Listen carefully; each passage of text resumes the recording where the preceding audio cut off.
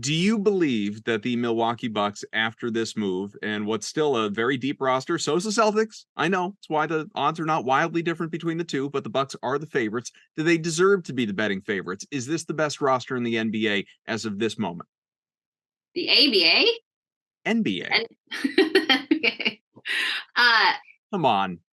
I was confused. I think my Zoom cut out there for a second. I was sure that's what you said. I gotta get Jackie Moon's movie off the shelf here. Celtics Beat is brought to you by FanDuel, the exclusive wagering partner of the CLNS Media Network.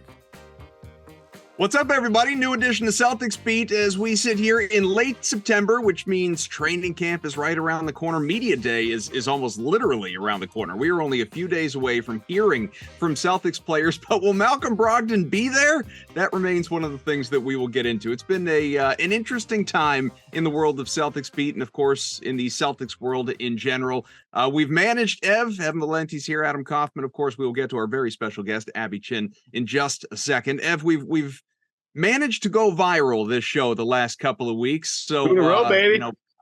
Pressure's on us or Abby here or the collective unit to stay in the news cycle again. Not that we do it purposefully, but it just so happens that Malcolm Brogdon's something of a newsmaker. Abby, let's just start with the very thing that everybody is wondering, and then we'll get to everything that has happened in the last really 24, 36 hours. Is Malcolm Brogdon going to be a Celtic this season?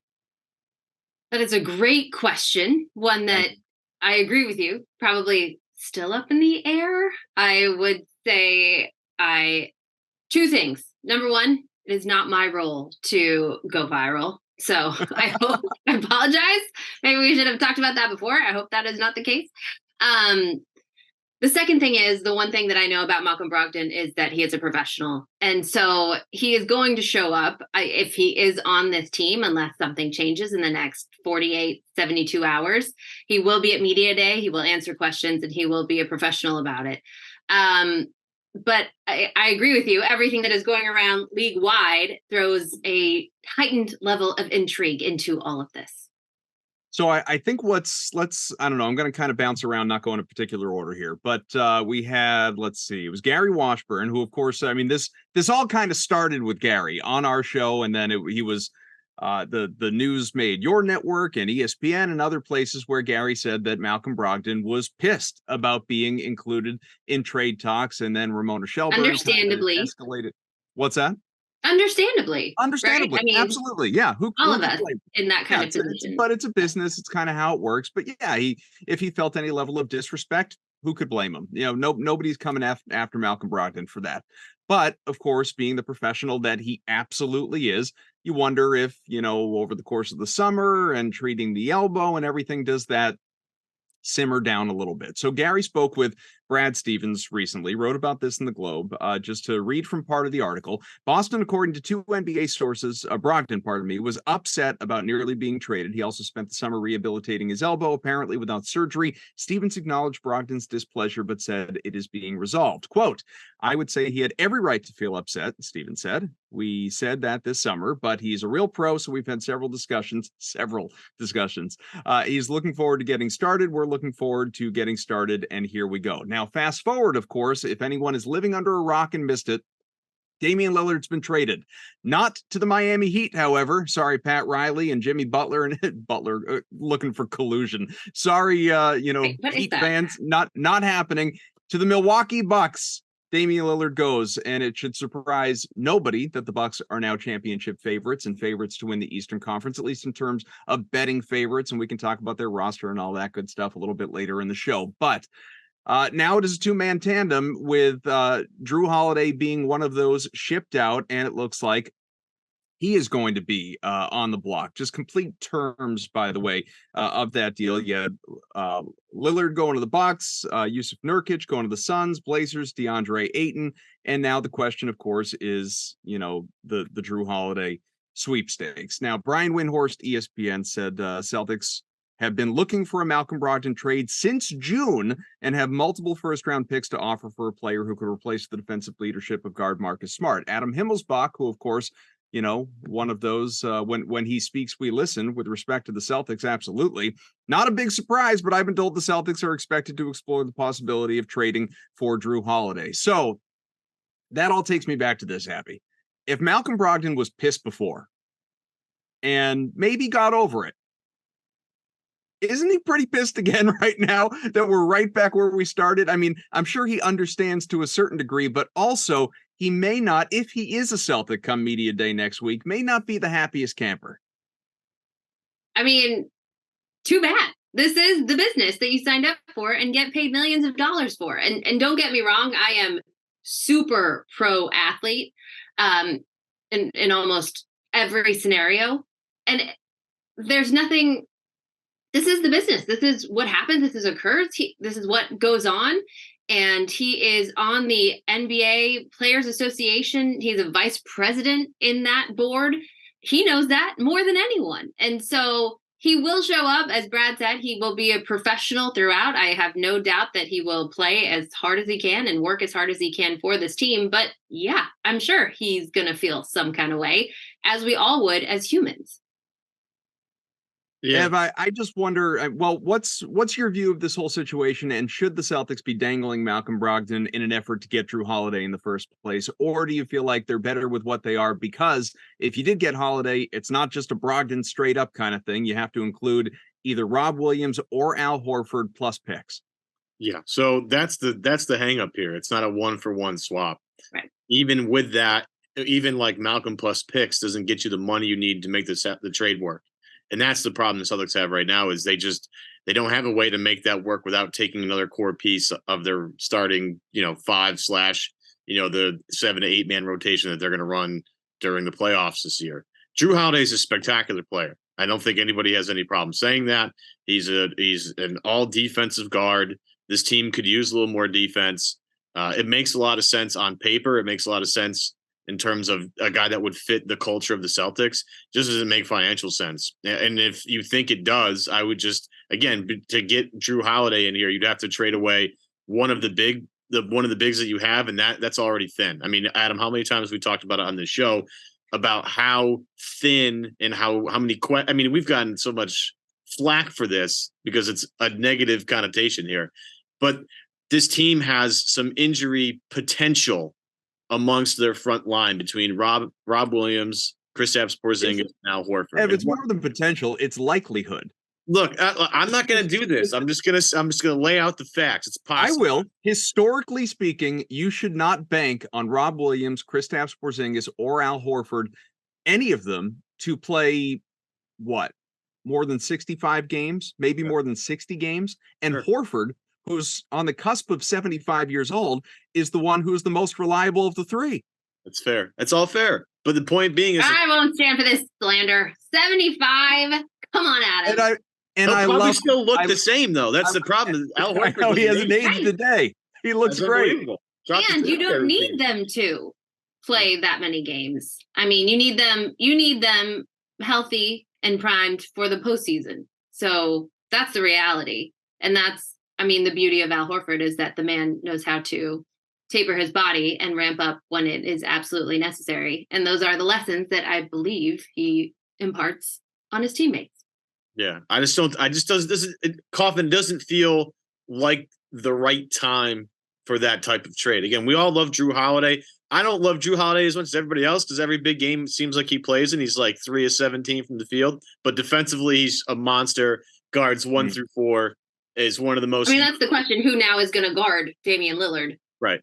And it's going to take a collective unit. It's not like one guy's like there's not too many guys one-on-one that can handle Damian Lillard. I mean, there's not. It's going to take a collective effort. And, look, they're going to have a lot of question marks in terms of how they handle, the Milwaukee Bucks as we get going here. But at the same time, I don't think bringing Jrue Holiday in here is the answer. I think Boston, if they're dangling Malcolm Brogdon, it's just not going to be just Malcolm Brogdon unless there's some other deal lined up with a 3-way where we get real crazy here. And especially so close to training camp. I don't think again, I could be speaking out of turn here, but I don't think Boston really wants to screw around with their roster too much 2 days before media day and we get the ball rolling into training camp. It doesn't feel like that's a smart move considering how the biggest new piece that they have is going to take a while to figure out how it's going to work best with everybody else. Porzingis is not just going to be a guy they bring in here and it's going to fit right away. I think it's going to take some time to figure out how to make him work with the Jays and everybody else. And to add another, but wait, devil's advocate to that. What's the difference? Like, it's not like there's been weeks or months of Porzingis, working out and scrimmaging with Tatum and Brown, at least as far as I know. So if you're working in one new guy, what's the difference working in another new guy? My thing, and Evan, you're totally right. I was having flashbacks yesterday of media day a year ago when everything hit the fan 3 days before. And when all the Damian Lillard trade stuff, and I was like, oh my God, are we going to be doing this again? They're going to trade for Damian Lillard 3 days before the season starts. And that didn't happen. But the other part of it is, and I am a huge fan of Jrue Holliday on many levels, all the work that he does in the community and with his wife and with his family, and not to mention everything that he does on the court. But I agree with you in that the money thing doesn't make sense, particularly how much they have invested in their top three at the moment, the Celtics, and Jason, Jalen, and now Kristaps. And not to mention that he can opt out after next year. So I am one for putting all of your chips in, but I think that, and I do believe that the Celtics will do their due diligence and go after Jrue Holliday if it's at the right price. But I would imagine that the Celtics price is very different from what this bidding war is going to turn into. The thing about it, if they do acquire Jrue, is it goes against everything that we have been told all offseason. And that is, this is Jason and Jalen's team. They need to step up into those leadership roles. They need to be the ones on the floor, directing traffic, calling plays, being the guys with the ball in their hands. And this is their team. And we have seen repeatedly what happens, and it's to no one's fault, but you brought in Kemba Walker, who was as deferential as a former All-Star could be at the point guard position, and it was still too much. Marcus Smart was named starting point guard, and apparently it was still too much. They want the Jays to be the guys. They are the guys, and now it is their time to take that mantle for this franchise and run with it and get to banner number 18. Ever wish you could navigate the betting field with the confidence of a pro? Enter OddsR. They're not a sports book, but they're the sports betting advisor you always needed. It's like having a playbook for smarter bets right in your pocket. I've been absolutely loving the experience, and I think you will too, especially since Celtics All Access listeners get a 30-day free trial. Elevate your game day and join the smart betting revolution. Go get it at oddsr.com/Celtics. That's oddsr.com/Celtics. So a few things. I feel, well, one, Ev, I mean, you would know, you do these shows every single week with me and Abby. I'm sure we've had some of these conversations as well over the course of the off season, but I just feel honestly a little bit vindicated in the sense that I have been saying for months that the Celtics are still looking to trade Malcolm Brogdon and still more than open to the idea, if not outright dangling him. Doesn't mean he's going to get traded, but the fact that all of these reports, again, Himmelsbach, Windhorst, you name it, the fact that all of this is happening, like, I haven't been making it up, folks. Malcolm Brogdon is no sure thing to be here come media day or come mid-training camp or come opening night or certainly mid-season. This is a whole other conversation. The Celtics could be looking to, move him in picks for some sort of a trade deadline upgrade, but that's not the same thing. I'm talking about the here and now. He could absolutely be moved. The other part of this, which is, well, it sort of goes in series. I've said, if you're going to trade Brogdon, you're going to do it for a guard. Who's it going to be? Well, Jrue Holliday is suddenly available. We didn't know that he was going to be. And the other part of this, and Ev, I have said this ever since the moment Marcus Smart was traded, and I got a lot of pushback from you and from others about this. I am not certain that Brad Stevens and company, that front office, is sold on Derek White starting point guard. I think they love Derek White, don't get me wrong, but I don't think they are sold on him being the starting point guard for this team, which again just adds another layer of credence to the possibility that they could go out and acquire a Jrue Holliday. As far as whether or not they do this, I think that somewhat Abby just hit on is bringing up the potential opt-out 100%. In that, what that tells me is that if in fact a move happens, and I'm not even saying it's likely, but if in fact a move happens, I think you're looking at Brogdon, you're looking at Horford. And I know Horford's a fan favorite. He's an internal leader and all of that. He's, great, just a guy you want on your team, no doubt about it. But when you start to think about the contracts and age and, protections for Rob Williams going forward, the fact that Holiday can go, you want to protect yourself as much as you can, and you want to have Rob under contract. Horford, contract's coming up, and hell, he could come back and re-sign again if he wanted to. And so, if you're looking at that potential opt-out situation with the Jrue Holiday, you can kind of recoup in that lane going forward. It's just another thing, part of this to consider. I just wonder if, in fact, to I don't know, put a little bow on this, Abby. I wonder how satisfied the front office is with the makeup of this roster that is absolutely a championship caliber roster. But do they feel the need to respond to what the Bucks just did, to where they now, all due respect to the Jays, it is now the Bucks that have the best 1-2 punch in the entire NBA?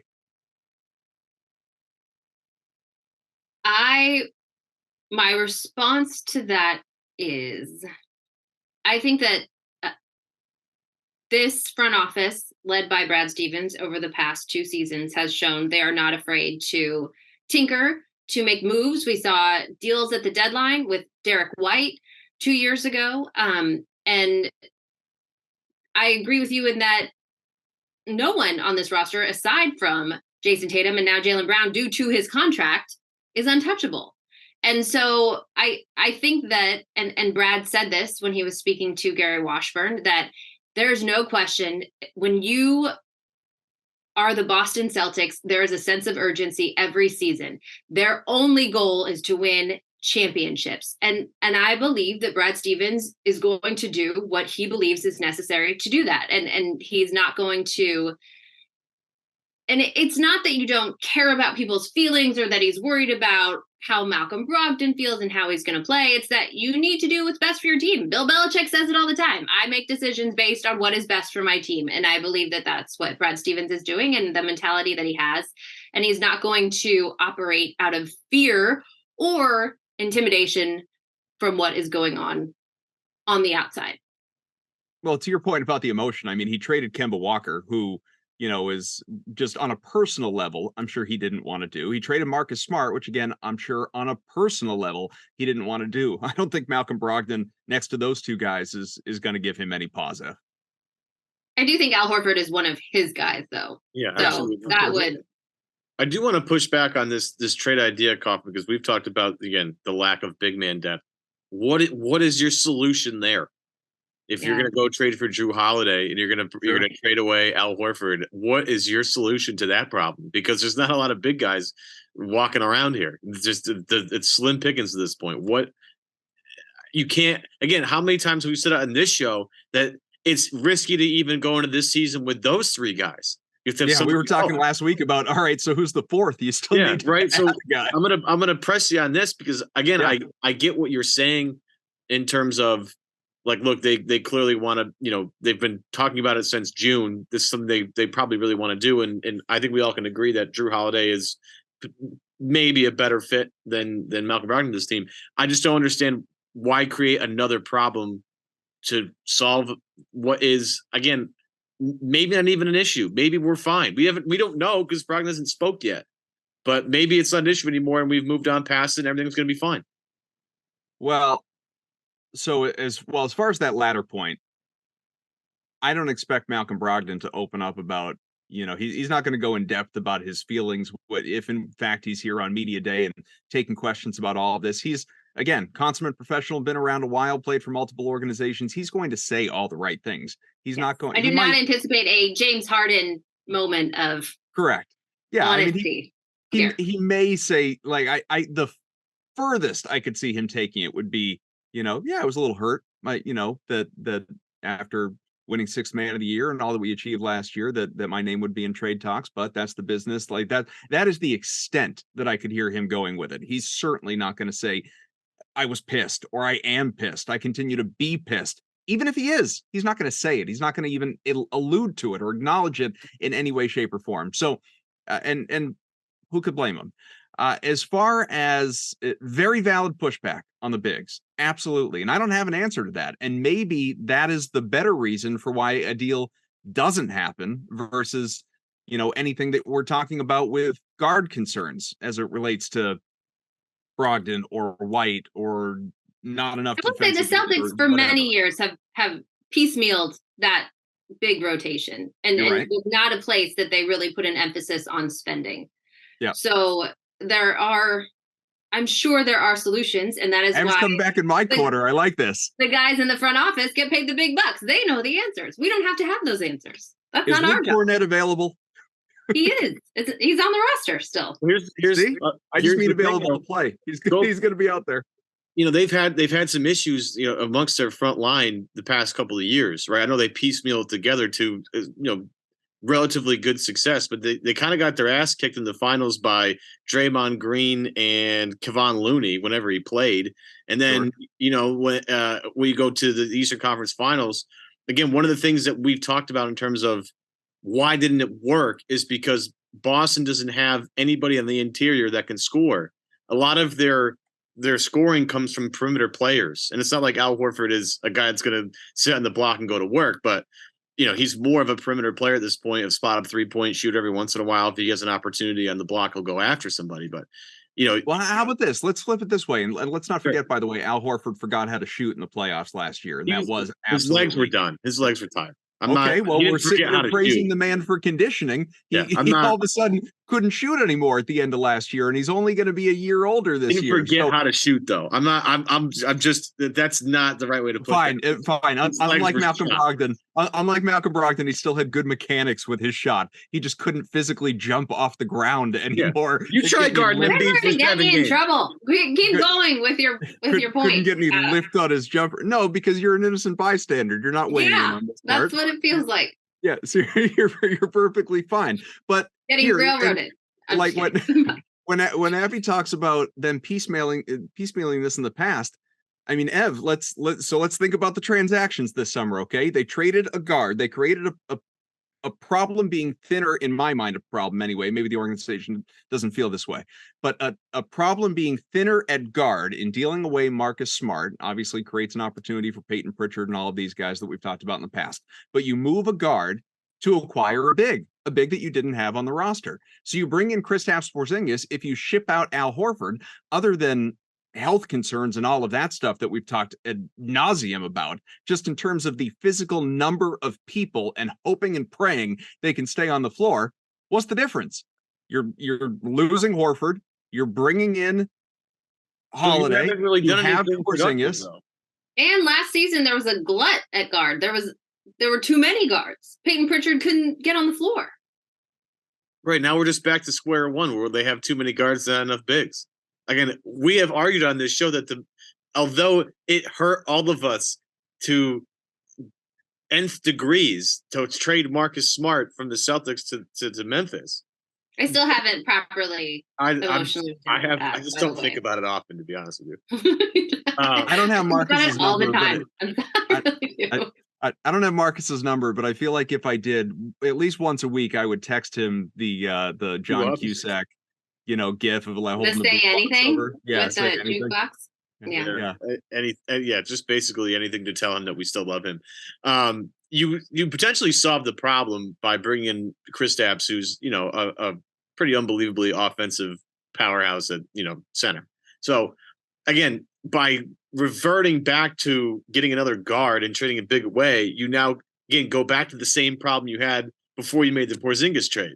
So again, you haven't really solved anything. Again, I think as we go through all of this, I just don't think it makes a lot of sense to get Jrue Holliday, considering what they would have to do to get him. Again, we all love Jrue Holliday in various levels, but Boston cannot afford to deal away Rob or Al in this situation to get, again, maybe a starting point. I mean, definitely a starting point guard, but again, I believe in Derek White. So I say maybe just because I think Derek can handle the opportunities. I just think they are already thin at that spot. They have enough guards to get by. Again, as I think Ramona said in her 3-minute ESPN segment, they do plan on having Jason Tatum potentially run more point guard. So again, there's an idea that he could use him as the quote unquote one in the offense.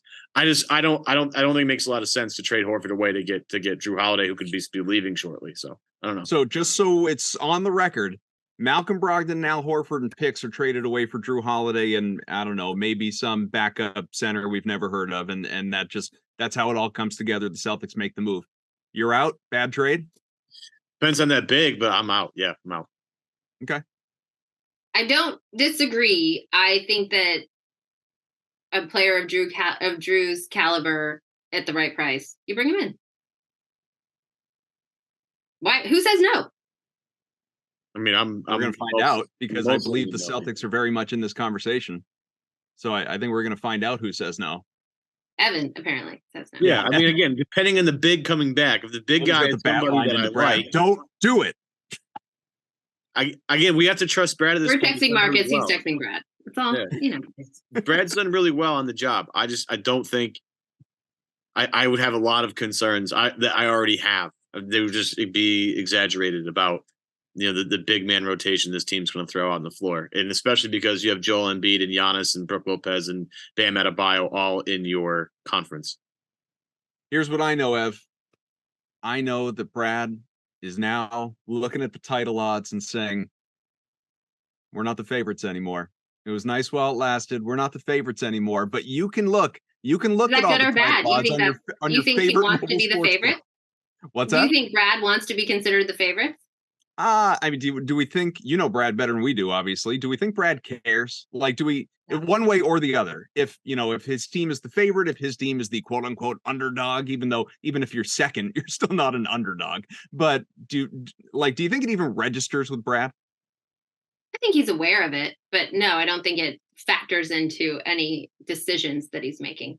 He was a head coach of Butler. That team was never favored to do anything. I think he relishes being the underdog. I to be frank here, Kaufman, I don't think that team was an actual underdog. That team was amazing as they beat our Syracuse Orange in the Sweet 16. I'll never forget that as long as I live. That was a tough one to watch because I had never heard of Butler until that game. So it is what it is. Get ready for the NFL season with incredible offers from FanDuel, America's #1 sportsbook. Right now, new customers can bet $5 and get $200 in bonus bets. Guaranteed. That's guaranteed. Plus, all customers who bet $5 will get $100 off NFL Sunday Ticket from YouTube and YouTube TV. Now is the best time to join FanDuel. It absolutely is. The app is easy to use, and you can be on everything from spreads to player props and more. So visit FanDuel.com/Boston. Kick off the NFL season with an offer you won't want to miss. FanDuel, official partner of the NFL. What he did not mention, though, NBA title odds. Milwaukee Bucks at plus 360. Your Celtics plus 500. Suns are at plus 550, of course, led by Durant and Booker, among others. And Denver. Beal. What's that? Bradley Beal. Beal. Yeah, without a doubt. Denver Nuggets, the defending champs, by the way, at plus 650. So they have the fourth best title odds, and then you have a drop off to the likes of the Lakers, the Warriors, and so on and so forth.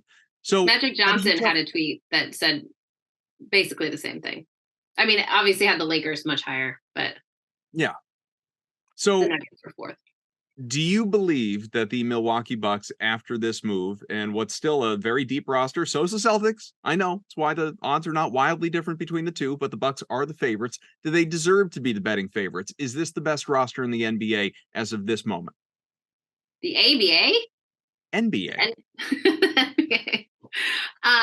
Come on. I was confused. I think my Zoom cut out there for a second. I was sure that's what you said. I gotta get Jackie Moon's movie off the shelf here. It's back. No, it's back. Semi-pro. I see it. It's right over there. Oh, nice. Well done. I am not going to bet against the Celtics. We have seen them make it to the Eastern Conference Finals how many years out of how many years in a row? And it's 5 out of 7. Yes. And so, and when we haven't seen either team, this trade happened yesterday, and I know that is our job, but on the floor, I want to see them on the floor. I understand the thought process and the excitement of Giannis, this generational player working with Damian Lillard, and the pick and roll possibilities and all of it. It is intoxicating, but we have not seen anything. We haven't seen anything from them. We haven't seen anything from the Celtics. We haven't seen anything from the Suns. So it is an a wonderful time of year. Everyone is a contender. There is so much possibility out there, but the NBA, and it's one of the things that I love about it so much, is that you just have absolutely no idea what is going to happen. I mean, was it just last season that we walked into the year that the Nets with Kyrie Irving, Kevin Durant, and James Harden, it wasn't James Harden, he had been traded away at that point. But I mean, 18 months ago, the Nets were bona fide championship contenders, the team to beat, and that just completely disintegrated in front of our eyes. And so I am not going to pick a favorite. I want to see it on the floor. Call me wishy-washy. No, it's fine. I mean, listen, it's also, I'm not convinced that we have a finished product in terms of these rosters either. Yeah. But Ev, go ahead. I know, Ev, on our text thread that I'm sure Abby is so grateful to not be part of this particular group definitely. thread. Ev, you expressed concerns about the Bucks. Well, I just don't think it's not a slam dunk. Not to make it a basketball pun, but like, yes, on paper the Bucks are very formidable, but I don't think this is a given that they're going to make the NBA Finals. I definitely don't. I think, look, when you have a smaller point guard, as we found out firsthand, it's very hard to win, an NBA title with a small point guard. And again, Dame is fantastic. I'm not saying Dame isn't amazing. He's incredible. I just have a little fear because I've watched enough Celtics basketball and their small guards over the years to know that, it's not always a guarantee that an offensive scoring threat from the point guard position who's diminutive is going to guarantee you a final spot. Dame is, one of the best, modern day guards that we've seen in the past 30 years. But the thing is, again, I'm not convinced that, Lopez has had some injury issues. Chris Middleton has had some injury issues. I'm not totally sold on the Giannis Dame pick and roll being this ridiculous thing. I think you could make the same argument for Tatum Porzingis because Porzingis can actually shoot it. And Giannis isn't really a jump shot threat to me. I know he brings other problems to the table, but I'm just not totally convinced that that's going to be this huge problem. But again, you have to roll the ball out and see. I mean, again, I think the problem that Milwaukee has is a similar problem to what the Sixers have. Is there's not a lot of guys on those teams that can guard Jaylen Brown and Jason Tatum collectively. There just isn't. So it might solve one problem, but it might create another. I'm not convinced. And then, the Bucks have a first-year head coach. Like, again, I know the roster's talented and things can happen, but we've never seen him be a head coach before. So it's Adrian Griffin. So it's not like it's going to be the slam dunk thing. He's going to figure out a lot of things on the fly with a lot of expectations. So what do you want, a first-year head coach to take a team to the NBA Finals? That doesn't happen. No, I mean, it might have happened, but, it doesn't happen all the time, Kaufman. No, of course it doesn't happen all the time. But if your roster is talent, I mean, it probably happened more than once with like LeBron or Steph teams, because if you have enough talent, which clearly the Bucks do. And listen, I love the trade for them. I love the team. I do. Obviously, I root against them because I root for the Celtics, but I do love the team. I love a lot of the personnel. Love Dame already. It's great to see him be in an environment where he has an actual chance to win, because it just never really came together in Portland. One area that I will absolutely, applaud or golf clap the Bucks management is you had to do something, maybe not even at this grand a scale, but you had to do something in this direction to appease Giannis, because he was just, he was at the point where he was starting to hint, if he was going to win another one, maybe it was going to be somewhere else. He was starting to give the help me out. He wasn't going full blown Joel Embiid, I can't do it alone, but he was teetering a little bit. And so if you can make a move like this to ensure that you're keeping Giannis Antetokounmpo still the best player in the NBA in Milwaukee, great. Awesome. Good for you. I mean, 2 times Giannis, who does not speak out often and certainly does not degrade his franchise. The 2 times he held his front office accountable, they almost immediately made a move. The last time when they had to re-sign him, his contract was coming up, they gave away a bunch of picks for Jrue Holliday, and that worked out. It turned into a championship. So, more power to Giannis and to that front office for being able to step up. I think Miami getting so much criticism in all of this and all the guards that they let it go away. But the thing is, they didn't have the assets to get these deals done. And it's a matter of working with other teams, right? You got to find Danny used to say that all the time. It takes two. And in much of these blockbuster superstar trades, it takes more than that. It takes three teams to get something done. And I think that this is one of the unique blockbuster deals that we've seen that everybody kind of gets something. And I do think we have to give credit to the Blazers for not pandering to their superstar, Joe Cronin, who, I mean, virtually an unknown, but to many casual fans in the NBA, holding out on his superstar, but still landing him in a place that, well, it's Milwaukee, is a bona fide championship contender and will be for the length of Damian's contract that's still there. So I think it's just a fascinating trade. It's unfortunate that Dame is now here in the East, but I think that was inevitable anyway. And it just gets me so excited for the season to come and to actually see basketball out there on the floor and these superstars, what they can do and how they're going to make it happen. I'm just I like the way that Abby, kind of right. I like the direction we're starting. So we're going to reward you. We're going to put you on a contender. You're going to be an NBA favorite now, but your punishment is you have to live in Milwaukee. You have We're not saying the worst thing. I'm just happy that Milwaukee, they had Kareem 50 years ago now. 50-ish, yeah. 50-ish, right? And then since then, what's it? Michael Redd, Oscar Robertson too. I mean, you know what I mean? Like it's just there's not a lot. It's just not a lot there. So they had Ray Allen. Come on. It's Ray Allen's, but how that's fair. Ray Allen's a good one. But they've had a lot of like Giannis type, bona fide, like unbelievable, once in a generation type superstars. And what this does for Milwaukee is it keeps Giannis in Milwaukee. And I'm just thrilled for the city of Milwaukee and for Bucks fans that they get to root for Giannis for like the majority of his career. I don't like this. This is me being selfish. All this movement sometimes in the NBA of people love it. I just don't. I like when guys play on the same team for a long time. And they, you can say like us, me and Paul Pierce. An old soul, Ev. Like I love the fact that Paul Pierce was basically only a Celtic. That's awesome. I'm thrilled that Jason Tatum is probably going to be the next guy in that line. I like that. And for Milwaukee, believe that when I see it, but yeah, go ahead. I'm confident, but I like the fact that Milwaukee's going to keep him and then add Dame to this. It's fantastic. Miami's had a bunch of superstars come through there over the years. I'm thrilled that Milwaukee's going to keep one. That's great.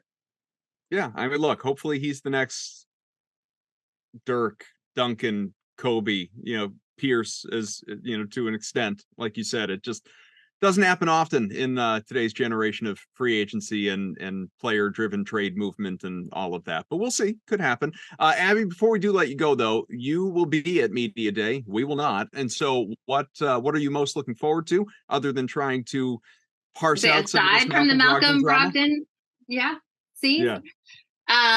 I did not get to go to the Kristaps Porzingis welcome press conference, so I am very excited to hear from him, and especially with all of the injury issues that he faced over the summer. Brad Stevens says he's 100% ready to go, so I'm excited to hear from him. I have some questions for Jason Tatum. That Kevin Hart ice bath thing was hilarious. If you haven't watched it, I like to see that personality from Jason is something that we don't get very often, and I thought it was hilarious. So I'm excited to see Jason and maybe even more open to the guy that we know he is behind the scenes. Jalen with his new big contract, we haven't talked to him much. There are so many questions, and then of course getting some more time with Joe Mazzulla. He and I really bonded last season. He's in a pod. Yep. I did like, I don't remember word for word, but it was something along the lines of Kevin Hart saying, they were just talking about the East. And he's like, well, and the Sixers are going to be a threat. And Tatum's like, are they? Are they?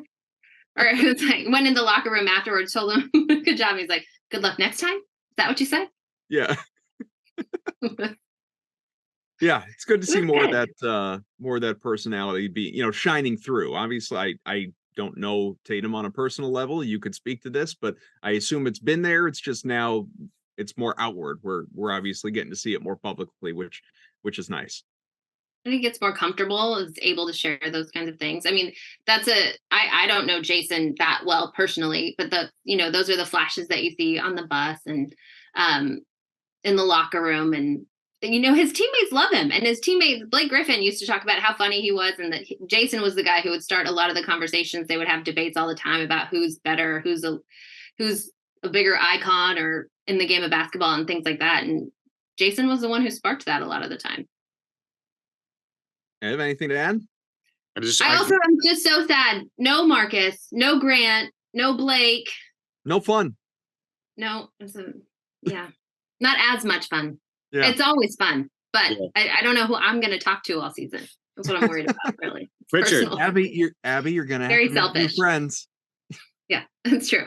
Got to put myself out there. Yeah. Make some new friends. You really should be more outgoing. Well, is that a Colorado mug that you have there? It sure is. Buffalo. Let's go, Prime. I was gonna say. I mean, Are you Derek White was at some bar in Colorado to watch. Derek White. I haven't seen him in person without his hair. I know, Gone. Oh, there's so many things. I know. So you can just I gotta put him on my to-do list. Derek White will fill the void. He's going to fill the void as starting point guard, and he's going to be, the I don't know, because you can't. It's hard to replace Grant and as much as he talks. So it's going to be tough. That's going to be a tough void to fill. I was thinking starting point guard, and this is something I should have said earlier. It's in the offense, today's NBA offense, how much does the starting point guard actually have the ball in their hands? And that's the beauty of Derek White, is the quick, smart decision making. That's the whole point of the point guard in this offense, and that's something that we have seen him do at a very, very high level. So Derek White, starting point guard, new hairdo, let's go. Love it. Buff him up, all D. things White. Colorado Buffs, by the way. Am I what? Are you loving all things Colorado Buffs right now with the way this is going? This is going to date me, but when I was in college, it was the last time Colorado was actually good. They played in the Big 12 championship and then in the Fiesta Bowl. And that was a grand time for me in college. And yes, I'm very excited about the Buffaloes and Folsom Field. People actually getting to see it. It's like one of the most beautiful stadiums in America.